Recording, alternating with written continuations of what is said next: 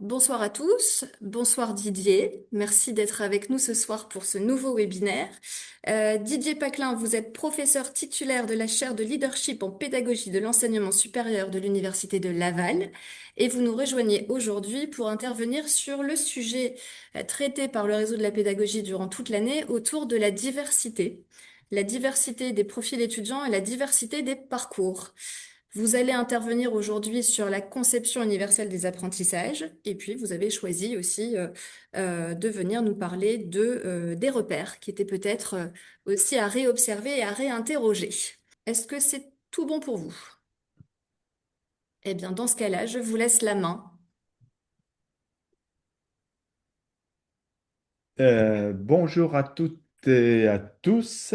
Merci beaucoup pour l'invitation et puis pour l'opportunité qui m'est donnée de partager avec vous quelques propos autour de la question de la diversité, diversité étudiante et puis de voir un peu comment on peut euh, considérer cette diversité étudiante dans les pratiques pédagogiques. Je trouvais que ça pouvait peut-être, comment dire, faire écho et venir en contrepoint également des différentes présentations fort intéressantes qui nous ont été proposées depuis les présentations depuis mardi, je vais dire.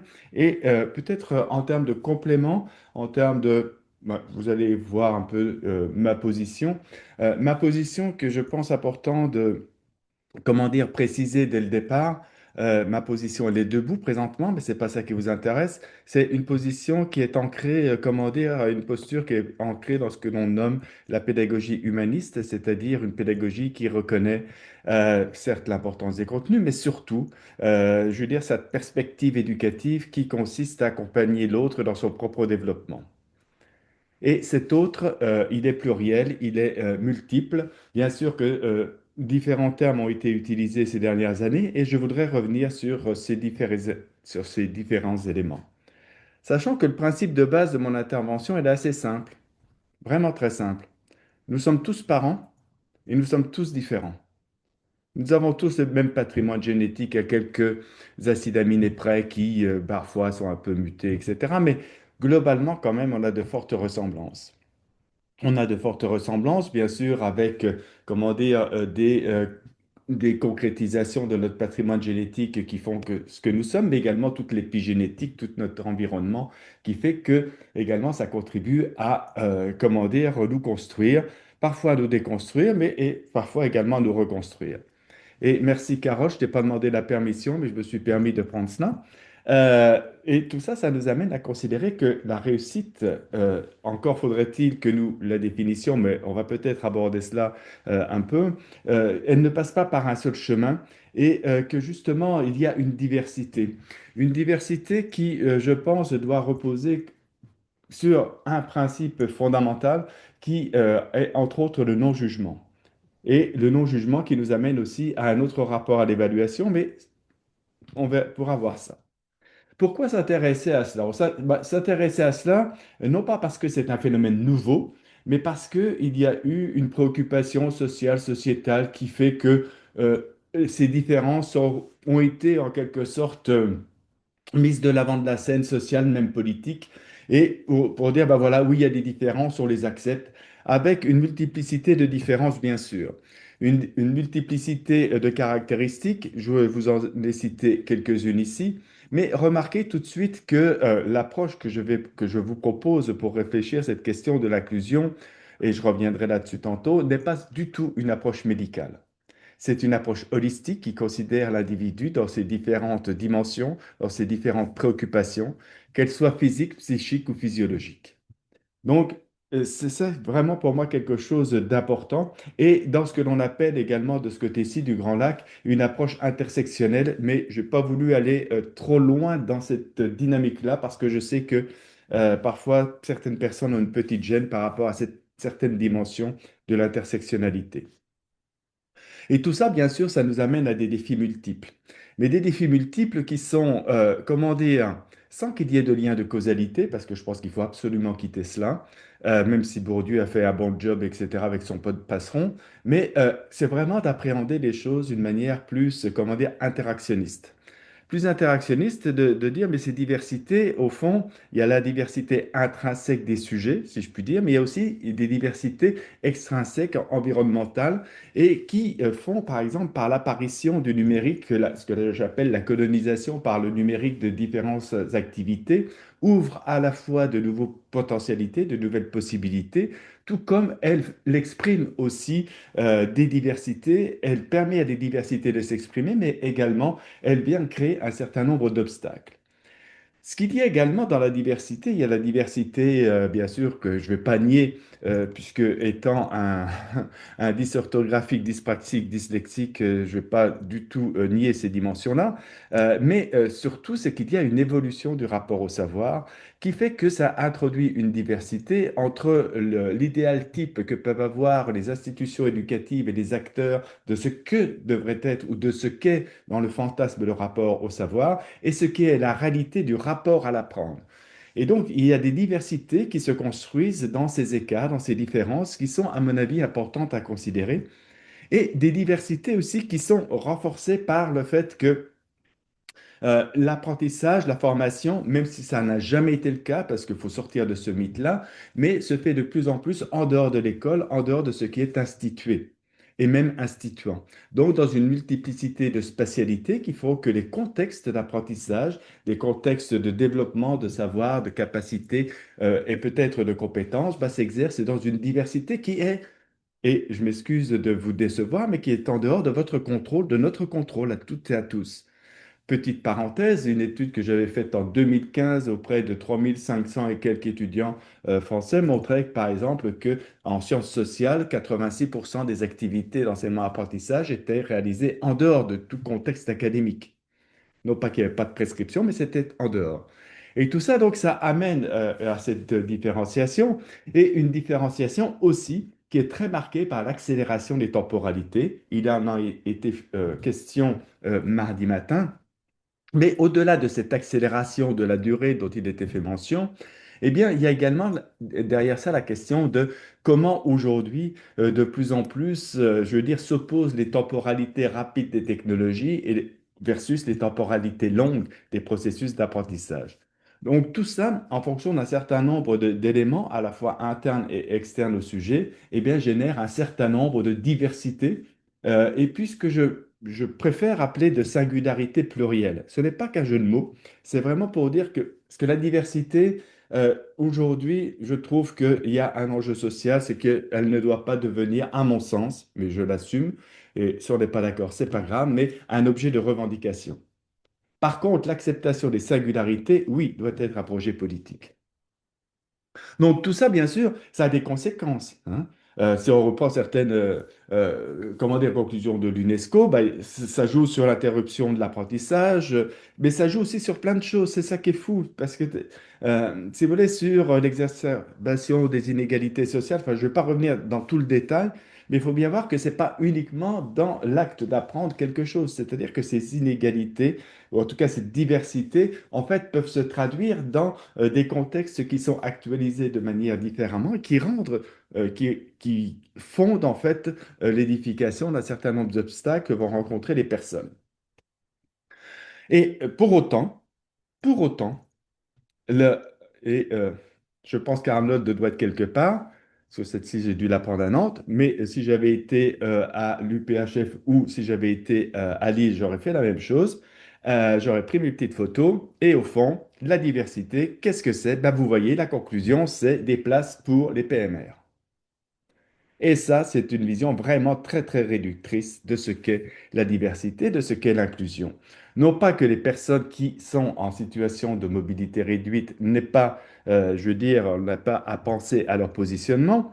Ce positionnement-là, je veux dire, on pourrait en dire des tas de choses, mais il y a d'autres positionnements où, par exemple, les stations, entre guillemets, ce que j'appelle les stations PMR, sont les stations les plus éloignées du poste professoral. Mais voyez, ici, au fond, on est vraiment dans la forme universitaire des plus classiques, unité de temps, de lieu et d'action, une personne qui parle, d'autres qui essayent de prendre des notes, et puis ChatGPT fera le reste. Donc, on est dans ce contexte-là où, au fond, parler d'inclusion, il faut vraiment aller jusqu'au bout de la démarche, c'est-à-dire qu'il faut vraiment que, ben, les bottines suivent les babines, c'est-à-dire qu'il ne suffit pas d'en parler, il faut agir. Parce qu'on est vraiment dans cette forme universitaire, hein, que je rappelais, c'est-à-dire on est tous ensemble au même moment, etc. Même si, bien sûr, vous allez me dire, et puis c'est tout à fait louable, soutenable et tout ce que l'on veut, il n'y a pas de...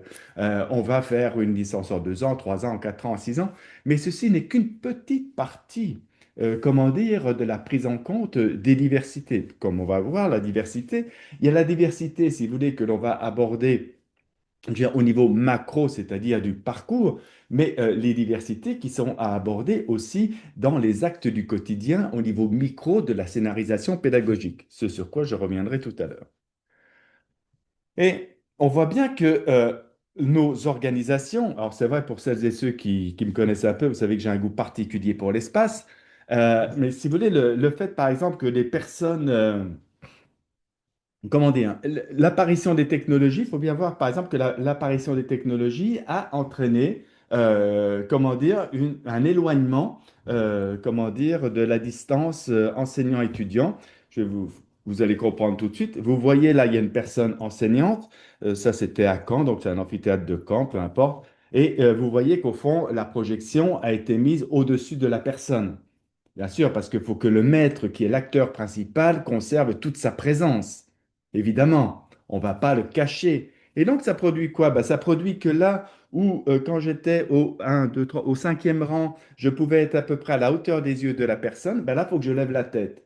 Évidemment qu'il n'y aura personne au premier rang parce que personne n'a envie de sortir au bout de 2 heures avec un mal à la nuque.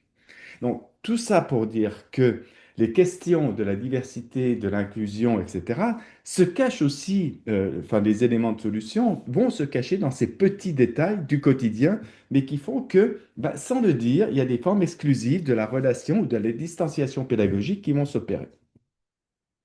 Alors, on est dans un contexte aussi dont il ne faut pas nier le fait que, bah, on a un petit truc qui est là. Et puis, je ne sais pas si vous avez essayé, mais remettre comment dire en bon français, le dentifrice dans le tube, c'est quand même compliqué là. Et l'IA est faite pour rester, et puis ça nous amène, comment dire, à comment dire, réfléchir pas différemment, mais à une certaine prudence quant à ce qui pourrait être pensé, proposé par certains acteurs comme étant, ah, ça y est, on a la solution à l'inclusion. Oui et non, parce qu'on a un vrai pharmacon là aussi. C'est-à-dire que l'IA est également productrice d'exclusion. Et puis, on pourra revenir dans le débat si vous le voulez. Donc l'enjeu, me semble-t-il, dans le propos aujourd'hui, c'est comment déformer la forme universitaire pour former. Je pense que si on ne change pas, il ne va pas se passer grand-chose, hein. Faut avoir en tête que dans le monde occidental, enfin, le modèle universitaire n'a cessé de se recentrer sur le contenu et la personne qui détient le contenu depuis le XIIIe siècle. Je m'explique, au moment des bulles papales, etc., l'université, c'était quoi? Il y avait des lectures, il y avait de la discussion, disputatio, etc. Puis à un moment donné, au bout d'un certain temps, c'était très codifié, hein. Vous prenez le ratio jésuitique de 1599, vous allez tout avoir. Et vous aviez ce qui s'appelait l'étape du magistère déterminatis, c'est-à-dire ce moment magistral où, après échange, discussion, on disait, ben voilà ce qu'il y a à retenir. Aujourd'hui, qu'est-ce qui s'est passé? Ben, tout a été inversé. Oui, Jean-Charles, tout a été inversé, mais pas dans le bon sens. C'est-à-dire qu'on a dit, ben voilà ce qu'il faut apprendre, mais sans savoir si ça faisait du sens dans les personnes. Donc, l'idée, c'est comment, ça c'est pour Arnold, comment faire un pas de côté, comment penser cette question de l'inclusion de manière un peu différente et de s'autoriser à la transgression. Parce qu'il ne s'agit pas de mettre des patchs sur les jambes de bois, etc. Mais c'est vraiment de s'autoriser à sortir de ces cadres. C'est-à-dire que si certains veulent voir la prise en compte de l'inclusion comme un acte, comment dire, non pas délictueux, mais de marginalité séquente, ben vous êtes en plein dedans. Parce qu'il faut faire bouger des cadres. Il faut faire bouger des cadres sur un principe premier qui est la reconnaissance du pouvoir d'agir de la personne étudiante. Ça, c'est veut pas. Le principe de la conception universelle de l'apprentissage sur laquelle je vais arriver, c'est la reconnaissance du plein potentiel de l'individu. Bergeron 2006 ou quelque chose comme ça. Et ça, au fond, on est tout à fait... Alors, on peut le faire dans un autre contexte, hein, mais le cadre que je vous propose à partir duquel réfléchir à cette question de l'inclusion, Ben, c'est vraiment cette question de la capacitation, c'est-à-dire du développement de ses capacités. Je ne vais pas aborder ici les environnements capacitants, j'aurai un grand plaisir à le faire avec vous, mais je n'ai pas le temps. Mais l'idée, c'est de se dire, en mobilisant à la fois le cadre de l'autodétermination de D.C. Ryan, les théories de la capacitation, au fond, permettent à quelqu'un d'apprendre aujourd'hui, et je pense que c'est pas pour dire que je connais ça et puis que c'est important, puis voyez ce que je connais, on s'en crise de ce que je connais. Mais l'important pour moi, en vous présentant ça, c'est de se dire, mais au fond, avec quel cadre conceptuel, quel élément de ce que l'on appelle les sciences de l'apprentissage je mobilise quand je pose mes actes pédagogiques. Et je le dis avec beaucoup de force aujourd'hui parce que ce qui me semble dans plein de projets, c'est que, et je ne parle pas de prélude en particulier là, mais c'est que souvent je me dis, mais quels sont les cadres de référence en sciences de l'apprentissage, mais il y en a d'autres, hein, sur lesquels prennent appui les acteurs au-delà de leur propre vécu, je veux dire, de ce qu'est apprendre.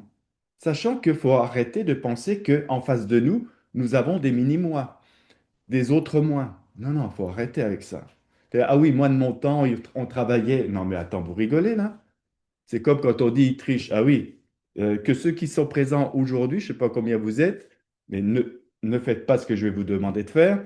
Que celui qui n'a jamais triché lève le doigt. OK. Comme ça, au moins, on est tranquille. Personne ne va se faire une lésion, comment dire, à l'épaule. Donc, l'objectif, si vous voulez, de ça, c'est de se dire, OK, l'inclusion, la diversité, c'est permettre à tout à chacun d'exercer son agentivité. On pourrait revenir dans le détail de tout ça, mais de se dire, l'agentivité, au fond, c'est quoi? C'est développer sa capacité, on peut le prendre dans tous les sens, hein, mais comment dire, de réunir des situations les plus efficaces. Et c'est là où on retrouve la notion de situation versus la notion de problème, quelque chose qu'on a évoqué il y a peu. Mais également, c'est comment j'accompagne des personnes étudiantes dans le développement de leurs capacités réflexives et régulatrices. Et ça, chacun est capable de le faire. Est capable de le faire, mais pour ça, il faut aussi installer des temps, il faut installer des moments qui peuvent être ritualisés, mais on pourrait revenir dans le détail. Donc, plus simplement dit, euh, ce que je voulais vous proposer, c'est de dire qu'au fond, penser inclusion, penser diversité, c'est penser avant tout expérience étudiante. Alors on pourrait bien sûr élaborer là-dessus aussi pendant longtemps, mais une expérience étudiante, j'ai pas pris ça chez Mickey, hein, on s'entend, une expérience étudiante qui, au fond, résulte ou est un construit, plus exactement, à partir de caractéristiques personnelles, du rapport à la formation et du moment de la formation, et des situations d'apprentissage qui sont proposées. Et c'est là peut-être où on peut réfléchir à la prise en compte de la diversité. L'objectif, si vous voulez, c'est de soutenir l'engagement, la persévérance pour aller vers la réussite. Et c'est là où il est important de bien définir et de bien co-construire avec les personnes étudiantes cette notion de réussite. Nous avons des échelles de C, enfin de E pour échec jusqu'à A+. Demander, et on le fait dans certains cours, avec certains collègues, on fait ça, en début de session, on demande à la personne étudiante de dire, toi, tu auras réussi quand tu auras atteint quel niveau? Ben moi, quand j'aurai atteint C+. Parce que pour la suite, c'est ce qui me va. On n'a pas jugé ça. Ou alors, il faut vraiment le mettre en discussion pour avoir des arguments. Donc, l'idée, si vous voulez, aussi de la reconnaissance de la diversité, c'est de débuter dès le départ, c'est-à-dire de ne pas être uniquement dans une perspective, comment dire, curative, mais plutôt d'être dans une perspective, ça ne se dit pas, mais du care, c'est-à-dire se prendre soin, et se prendre soin qui consiste avant tout à partir de la personne et de son projet. Entre dire à une personne, oui, qu'est-ce que tu veux faire quand tu vas être grand? Je caricature, bien sûr. Ah oui, je veux être ingénieur. Oui, mais ça, ok. Bref. Ben, je pourrais vous dire pour rigoler, ben, moi, je veux être ecclésiastique. Oui, ça fait moins rire, mais euh, et qu'est-ce que je veux? Ben, peut-être que pour ça, je veux bien performer ben, parce qu'il y a quelque chose qui m'intéresse de comprendre. Par contre, ailleurs, ben non, juste la note de passage, puis ça me va bien. Donc, l'idée, c'est aussi la reconnaissance du pouvoir d'agir, c'est aussi la reconnaissance de deux choses, la reconnaissance de la valeur qui est donnée par les personnes étudiantes à la formation et la reconnaissance de ce que l'on appelle l'économie de la formation. Pas uniquement d'un point de vue financier, loin de là, mais de l'énergie à la fois cognitive, du temps, et puis de tous les ingrédients, en fait, je vais le dire comme ça pour aller vite, qui participent de mon engagement et de ma persévérance. Donc tout ça, on a, si vous voulez, plusieurs éléments. Et j'en ai mis, vous voyez, là, j'ai pas repris, est-ce qu'il y a des TDA? Oui, il y a tout ça, mais c'est pas ça le problème. Ça, c'est un des éléments, une des dimensions.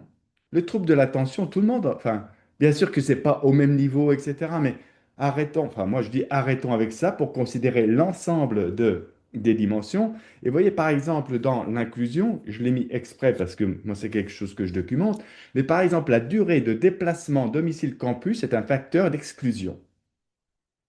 Je pourrais revenir là-dessus. C'est-à-dire que la personne quand elle sait que son bus, son transport en commun, c'est à 16h25, que le cours il finit à 16h15, ben, imaginez qu'à partir de 16h, il n'y a plus personne parce qu'il faut le temps de partir.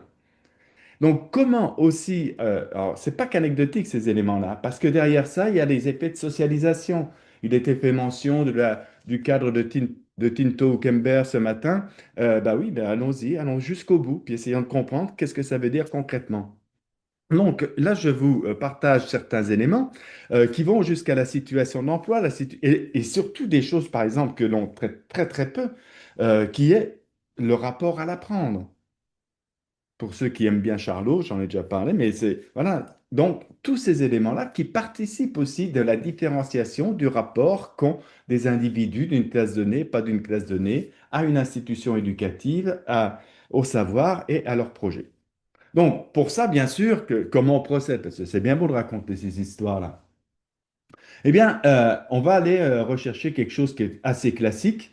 Moi, je prends cette photo-là parce que moi, je sais qui est l'auteur et puis je sais qu'on ne va pas la retrouver. Donc, nous sommes à Ottawa. Vous avez un train et c'est des trains qui circulent de manière très aléatoire, mais qui sont très, voilà, qui permettent de revenir sur des temps longs. Et ne rigole pas, Christelle. Mais le principe directeur, au fond, et ça, c'est un point important que j'ai voulu mettre là, c'est que dans ces approches, comment dire, d'universalité, au fond, et je dis bien universalité, c'est de dire que c'est d'accepter le fait que ce qui est bon pour l'un est bon pour tout le monde.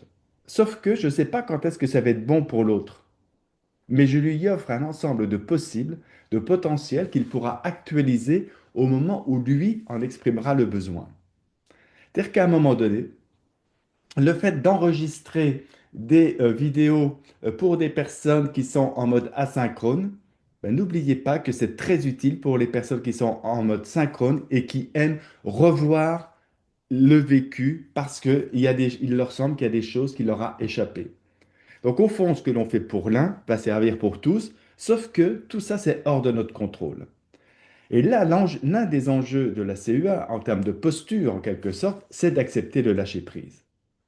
Ça veut dire que c'est à la fois la reconnaissance du pouvoir d'agir donné à autrui, reconnu à autrui, mais c'est aussi, et ça c'est un point important qui est parfois un peu plus délicat à accepter, c'est la confiance qui est faite à l'autre de cette délégation de responsabilité et qui fait que, eh bien, l'autre, je veux dire, on fait pas le pari, c'est pas un jeu, mais on s'appuie sur la capacité des sujets là où ils en sont de prendre en charge une partie de leur process d'apprentissage. Qu'est-ce que je viens de dire en disant ça? Ben, je viens juste de revenir sur la théorie socio-culturelle historique de Vygotsky. C'est tout. Il n'y a rien d'autre. Il n'y a rien de plus compliqué que ça. Mais c'est là où les bottines vont suivre à peu près les babines. Enfin, du moins, on l'espère. Donc, la CEA, au fond, le principe, c'est sur l'agentivité, la capacité du sujet à pouvoir, de manière consciente, conscientisée et réflexive, de se mettre en acte. Mais une agentivité, c'est pas l'autonomie souvent vue comme étant l'individu tout seul dans son coin. Non, non, non, non, du tout, parce qu'il y a plusieurs types d'agentivité. Puis je pense qu'on aura le temps, mais on pourrait en rediscuter plus tard. Donc de tout ça, pour revenir sur un propos que je tenais tantôt, c'est de dire attention, pour bien comprendre mon propos, c'est que moi je sors de tout modèle médical. C'est-à-dire, ce n'est pas un ensemble de problèmes qu'on va résoudre, c'est un ensemble d'obstacles qu'on va lever, ce qui n'est pas la même chose. Donc l'idée, c'est de se dire, mais quels sont, quand je fais un acte de scénarisation pédagogique, quand je mets en place une formation, mais au fond, quand je fais mon offre, avec toute la bonne volonté, toute votre générosité, ben comment dire, d'avoir conscience que peut-être je suis en train de générer des barrières, des obstacles. Et ça, c'est un point important. Imaginons, nous avons vu des dispositifs techniques ce matin. Selon à qui on adresse, alors je vais dire un mot, je vais vous choquer, selon notre clientèle étudiante, euh, eh bien, peut-être que dans certains cas, le même dispositif pour la même formation, pour le même tranche d'âge, ça ne va pas fonctionner. Uniquement pourquoi? Parce que vous l'avez pensé, je ne dis pas ça, ce que je dis, c'est un exemple, hein.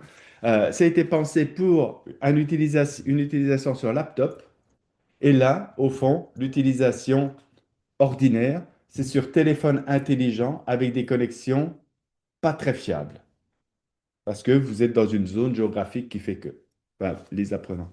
Donc, vous voyez, c'est comment on construit des barrières. Et l'idée, si vous voulez, c'est d'aller, on est au-delà de l'intégration scolaire, de l'inclusion scolaire, mais on est dans une éducation inclusive. C'est-à-dire que l'inclusion, c'est aussi au sein des groupes, comment dire, d'avoir des activités, des postures, etc., qui font que l'inclusion, que la diversité est reconnue comme étant une composante du groupe social et non pas des effets de marginalisation. Et pour vous provoquer jusqu'au... J'aimerais bien être avec vous vraiment, mais moi je suis pour la suppression des tiers-temps, qui n'est que la résultante d'une stigmatisation. On pourra en discuter, si vous le voulez. Donc, la CEA, c'est quoi? La conception universelle de l'apprentissage, c'est comment dire, comment s'y prendre pour faire un design pédagogique, une organisation de formation qui fasse en sorte qu'on fasse abattre les barrières. Ces barrières qui, à la fois, sont à considérer du point de vue de la personne enseignante, c'est-à-dire où, en tant que personne enseignante, l'idée, c'est pas de savoir comment je vais faire passer mon contenu. Quand j'entends les termes chapitre, oui, ils vont faire le chapitre 4, etc. Ok, d'accord. Bon, bon. Mais est-ce que c'est ça ou qu'est-ce que je vais dans une activité qui va mobiliser le chapitre 4 du livre, ce qui n'est pas déjà la même chose, la différence ressources-activité, pour permettre à la personne apprenante de s'engager, parce qu'il faut bien voir qu'il y a trois étapes, s'engager, persévérer, accomplir. Et ça, il faut l'avoir en tête. Et d'un point de vue de la personne apprenante, bah, c'est de pouvoir, de son côté, sentir que l'activité, elle veut la faire, qu'elle peut la faire et qu'elle croit dans sa capacité à la faire. Si vous voulez, vous allez dans les modèles théoriques, bah, par exemple Biot, mais d'autres. Au fond, en mots simples, si vous voulez, c'est que une activité à laquelle personne n'a envie de participer, ben, c'est sûr que là, c'est bon. Mais là, il faut prendre le risque aussi en tant qu'enseignant d'accepter le fait que votre proposition pédagogique, elle ne correspond pas. Moi, je sais que je fais ça. C'est-à-dire que quand je fais un travail de groupe, juste pour illustrer ça, quand je fais un travail de groupe 4-5, etc., ils ont des verres, quatre couleurs, blanc, rouge, orange et vert. Des verres qui s'empilent. Quand ils mettent la couleur blanche au-dessus, ça veut dire qu'ils ne veulent pas faire l'activité. OK? Donc c'est aussi, parce que c'est bien beau de dire on reconnaît l'activité, etc., mais si c'est toujours toi qui as le gros bout du bâton, faut pas se moquer du monde. Donc il faut aussi éduquer à cette prise de responsabilité et à cette responsabilisation. Donc, l'objectif dans mon propos, c'est de partager avec vous le fait que, et si la diversité devenait la norme, et non pas quelque chose à côté qui est surconsommateur d'énergie, de temps. Non, non, non, non. Et ça peut le devenir, la norme, sans qu'on meure, vraiment. Et nous avons fait un webinaire l'autre fois dans le cadre d'IPU Amérique, avec notre collègue Émilie Dutroux, qui est une chaire sur la diversité et l'inclusion. Ben, elle nous a bien rappelé on peut avoir des pratiques inclusives tout en continuant à quitter sa job à des heures raisonnables et en n'étant pas obligé de se lever à 2 heures du matin. L'idée, c'est avant tout des questions de posture. Donc, ce que je vous propose là rapidement, c'est comment opérationnaliser cela dans une perspective, et là, c'est où les mots pour moi sont importants, quand je le mets comme ça, c'est dans une perspective du bien-être. Au centre de Seligman bon, c'est un auteur, je vais dire, c'est un gars, on va être respectueux, c'est un auteur, si vous voulez, qui, entre autres, dans cette notion de bien-être, qui est un bien-être vu du côté psychique, physiologique et physique, mais introduit dedans la notion d'autonomie faisant partie du bien-être. C'est comme la définition générale de la santé d'un point de vue de l'OMS. C'est pas uniquement le fait que mes cellules fonctionnent à peu près. Non, c'est que mes neurotransmetteurs soient suffisamment équilibrés pour que, je dis pas que je sois dans le bonheur permanent, mais qu'au fond, j'ai une vie suffisamment équilibrée pour avoir envie de me développer et d'être bien et dans des interactions positives. Donc l'objectif de tout ça, si vous voulez, c'est de se dire comment je vais pouvoir designer pour que des personnes soient présentes psychiquement dans leurs activités, pour que, comment dire, la présence physique, parce que c'est ça aussi, et là ça rejoint les espaces, mais aussi la présence biologique, c'est-à-dire toute la notion corporelle, la corporéité dans l'éducation. Parce que n'oublions pas qu'apprendre, au fond, résulte d'un- comment dire, d'une dynamique assez singulière qui, qui prend ce nom de boucle neurosomatique, mais dont on sait bien que apprendre, c'est mobiliser le corps dans un mouvement de pensée qui est animé par un ensemble d'émotions et qui suppose, en quelque sorte, de développer l'attention, de faire en sorte que les personnes entrent en résonance, je ne vais pas rentrer trop dans le détail de ce schéma, mais d'établir des différentes proximités sociales, épistémiques, etc., pour que la personne se sente vraiment contenue dans une dynamique, contenue, pas au sens coercitif foucaldien du terme, hein, mais au sens de KS, c'est-à-dire la contenance psychique qui fait que je me sens suffisamment en sécurité, donc dans cette pédagogie du care, pour dire comment je vais pouvoir m'engager dans les activités. Et tout ça dans cette perspective, où qu'est-ce que l'on cherche dans cette dynamique-là, c'est d'atteindre cet état de, enfin, comment dire, évoqué par Hartmut Rosa de résonance dispositionnelle, c'est-à-dire où là, il va y avoir une véritable relation pédagogique qui va pouvoir s'établir. Donc l'idée, c'est d'abattre les barrières et des barrières qui peuvent être, qui doivent être identifiées au départ, bien sûr, des barrières qui peuvent relever de la langue, vous voyez, qui peuvent, ça va se traduire par, ben voilà, dans des situations d'exposés magistraux, ben ça peut, par exemple, l'obstacle, ça peut être la difficulté à suivre. Là, j'aurais très bien pu, excusez-moi, je ne l'ai pas fait, je m'en excuse vraiment, j'aurais très bien pu mettre en place, en lançant ma présentation, le sous-titrage automatique. J'ai vraiment oublié de le faire, je suis désolé, je m'en excuse. J'espère que je ne serai pas cloué au pilori pour ça. Mais pareil, vous voyez, c'est un examen de 3 heures en classe, etc. Mais bon, manque de temps, mais tout le monde ne peut pas se concentrer sur 3 heures aussi.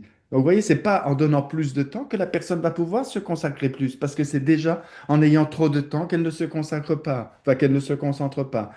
Donc, de bien comprendre au fond ce qu'il y a, et j'ai envie de dire, puis je suis désolé de choquer, mais j'aime ça à la fois, donc, mais d'arrêter des solutions mécanistes dont on sait très bien qu'elles ont été faites à un moment donné, on en connaît les raisons, mais ces raisons ne sont plus là aujourd'hui. La CEA, c'est très simple, mais c'est simple, mais à la fois, faut vraiment en comprendre le sens. Le principe de la CEA est fondé sur trois analyses dans le processus d'apprentissage. C'est que le processus d'apprentissage, au fond, suppose un engagement, une application, que l'apprentissage, c'est un rapport à l'information et que ces informations, au fond, chacun, chacune ne se les représente pas de la même manière. Et on est bien au-delà du verbal, de l'auditif, du kinesthésique, bien sûr.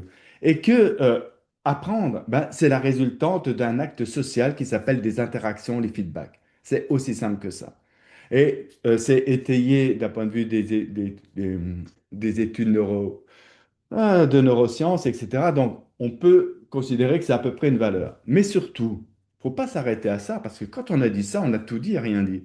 Ce qui est important, c'est de se dire, OK, il faut que je m'engage, il faut que je comprenne ce qu'on me raconte, et il faut que j'interagisse. Mais ça, c'est dans un processus. Un processus qui fait que ben, je dois déjà accéder à. Et donc, ça, c'est les lignes horizontales. Mais une fois que j'ai accédé, il faut que je sois soutenu dans ce qui se passe. Ça, c'est tout l'interactionnisme vygotskien, etc. Enfin bref. Mais aussi, il faut que je passe des niveaux, comment dire, des fonctions uniquement mnésiques mémorielles aux fonctions exécutives qui sont les fonctions par lesquelles se réalise l'apprentissage. C'est-à-dire qu'il ne s'agit pas uniquement de dire, ben voilà, je vais te sous-titrer les vidéos, je vais mettre les vidéos à disposition. Nada. Ça, c'est qu'une des composantes, des 9 composantes au fond, parce que 3 fois 3 vous savez calculer, vu des études que vous avez faites, et ça vous amène donc à cette matrice.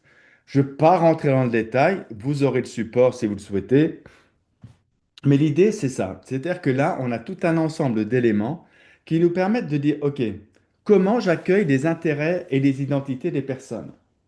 Exemple. Comment, par exemple, 2 fois exemple, c'est beaucoup. Comment je vais mettre en place, à un moment avant de commencer les cours ou à la première séance du cours, une activité pour recueillir les intérêts, les peurs, les attraits, les difficultés, les obstacles épistémologiques, bien sûr que je ne vais pas le dire comme ça avec les personnes étudiantes, pour définir, ben, pour qu'on se connaisse, tout simplement. Comment je vais aussi, à un moment donné, soutenir l'effort et la persévérance? Je vais vous donner un exemple. Vous allez me trouver stupide, puis vous avez le droit. À mi-session, donc une session c'est sur 15 semaines, je donne enfin, il y a un petit questionnaire que je propose aux étudiants qui est juste sur la confiance. Est-ce qu'ils ont confiance en eux? Et surtout, et la question que je préfère, il y a 11 questions, c'est est-ce qu'ils pensent que j'ai confiance en eux? Voyez comment, à travers, il y a une panoplie de gestes comme ça que l'on peut poser qui nous permettent en quelque sorte d'aller vers cette approche inclusive par des micro-gestes. Ce n'est pas des grosses affaires, bien sûr, ça peut. Mais si vous voulez, c'est comment, par exemple, je vais soutenir la capacité émotionnelle en ce qui concerne l'engagement. Rapport aux maths. Euh, Pour certaines personnes, vous parlez des maths, tout de suite des boutons émergent. Une éruption cutanée, vous ne pouvez rien y faire. Ou une accélération du rythme cardiaque parce que tout le monde n'a pas les mêmes pathologies. Comment, en considérant cela, dans cette perspective-là, allez-vous agir pour diminuer cette charge émotionnelle qui peut être négative? À l'inverse, comment dirais-je, engager une charge émotionnelle positive? Je veux dire, dans un cours, je veux dire, en pharmacie, en mycologie, oui, sur les champignons, hein, c'est ça? Mais pas les champignons, bah, bref, les champignons qui poussent en forêt. Parce qu'après les acariens, là, je ne voudrais pas que certains aient des images en tête. Mais je peux très bien débuter par que ce soit une vraie ou une pas vraie, c'est-à-dire avec Minecraft et tout, parce que tout ça, j'ai plein d'exemples pour vous, mais par une visite en forêt de champignons, de façon à susciter l'intérêt, etc. Ce que je raconte, c'est vraiment, enfin, je dis, c'est pas des choses très compliquées. On peut le faire à la fois dans son design pédagogique, mais on peut tout à fait également, et il faut également le penser, à un autre niveau. C'est pas uniquement au niveau du soi enseignant et avec les conseillers et conseillères pédagogiques, mais c'est au niveau de l'établissement, parce qu'il y a un truc qui est quand même surdéterminant, c'est l'espace. Et comment, là j'ai fait des exemples, mais comment par exemple sur un espace, comment voulez-vous soutenir la diversité des représentations d'une information, d'un travail, etc., dans un espace qui n'offre aucune possibilité de faire autre chose que d'écrire sur une petite tablette de bois sur laquelle je ne peux même pas mettre mon laptop et un petit carnet à côté parce que j'aime faire les deux. Et qui fait que la personne qui est devant moi a une queue de cheval et c'est très bien, mais ça ne me permet pas, par exemple, de pencher suffisamment mon écran. C'est des vrais cas que je vous donne, hein, et qui fait que pendant 2 heures, où je suis déjà mal assis, d'accord? Ou j'ai pas de prise et je me dis, mais est-ce que mon laptop, il aura assez d'énergie jusqu'au bout? Donc, tous ces éléments-là, au fond, on comprenait que ça participe de l'exclusion. Donc, l'objectif de ça, si vous voulez, c'est de se dire, puis je vais approcher de la fin pour vous rassurer, c'est de se dire, ben, voilà, on peut jouer sur plusieurs principes, d'accord? Des principes au niveau des contenus, au niveau des processus d'apprentissage, au niveau aussi de type de production d'apprenants. Moi, il m'est arrivé d'avoir, comment dire, une personne étudiante qui me disait, moi, je ne sais pas écrire. Ma seule façon de m'exprimer, c'est le dessin. Je l'envoie quoi? Je la mets dehors, je lui renvoie faire des cours d'écriture, quelqu'un qui a 25 ans, hein, voilà. Pareil, une personne qui vient qui dit, ben moi, je ne peux pas rester assis je ne peux pas rester assis. Qu'est-ce que vous faites? Etc., etc. Alors, comment on peut aussi euh, accepter ces différences? Bien sûr, ça se parle, ça va pas devenir le bazar. Mais et comment on va pouvoir aussi faire agir, comment dire, les personnes et comment on va pouvoir ajuster comment dire, nos scénarios. Par exemple, on sait très bien qu'il y a des personnes qui vivent un stress de performance. Tu ne vas pas dire à quelqu'un, arrête de stresser, ça va bien aller. Mais non, on sait que ça ne marche pas. Ce sont des personnes, par exemple, qui ont besoin de faire des quiz ou de se repérer régulièrement. Bah, pourquoi ne pas mettre à disposition une banque de quiz? C'est juste une affaire entre eux et eux. Et puis, moi, j'ai déjà eu le cas, enfin, puis pas que moi, hein, mais parce que je travaille quand même un peu sur ces sujets-là, les personnes, des étudiants, avec des étudiants qui disent, ouais, ben, moi j'aime bien, mais ce qu'on propose, le groupe étudiant, ce qu'il proposait, c'est que toutes les 3 semaines, tu piges un quiz qu'on a fait, puis tu nous mets une note. Donc ça veut dire que dans l'évaluation, il y a X% de l'évaluation qui vient des quiz qu'ils font. Point, c'est tout. Mais ça amène à quoi? Ça amène à dire que aller vers une démarche inclusive, ben, ça veut dire aussi aller vers ce que l'on appelle le co-design de cours. Bon, donc il y a plein de possibilités de faire des choses, etc. Et donc le co-design, ça c'est pour moi quelque chose de fondamental. Dans une perspective inclusive, un peu compliqué le schéma, mais on va y aller tranquillement, mais pas trop longtemps.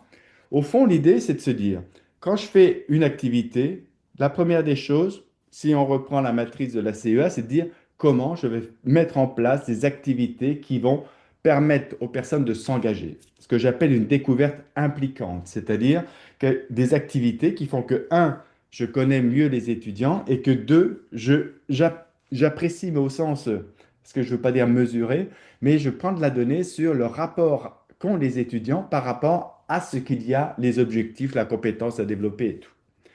Pour ensuite, bien sûr, constituer des activités les activités dont on va pouvoir, comment dire, différencier un certain nombre de choses pour prendre en compte la diversité des situations. Ça peut être la spécialité, la temporalité. Donc, par exemple, Jérôme, avec les sportifs de haut niveau, ben, on voit bien que les spatialités, elles varient, que les temporalités varient. Puis dans d'autres cas, c'est ça aussi. Mais l'objectif, si vous voulez, c'est de se dire comment, dans cette perspective de découverte impliquante, eh bien, l'objectif, c'est justement d'aller vers supporter l'engagement, que les activités proposées soient toujours accompagnées d'activités, comment dire, en arrière-fond, qui sont des activités qui visent à cette prise de conscience, qui est un mouvement processuel entre les deux oreilles, entre myéline, axone et neurone qui est en train de s'opérer, et de façon à ce qu'il y ait des activités aussi de régulation et d'ajustement qui puissent s'opérer pendant le cours. Et si le schéma vous paraît compliqué, je vous assure que dans le principe, il est très très simple à mettre en place. Il est très très simple à mettre en place. Et vous allez me dire, oui, mais comment je fais quand j'ai 500 étudiants? Ben, c'est très simple, hein. Dans 500 étudiants, il y a pas 500 différences majeures.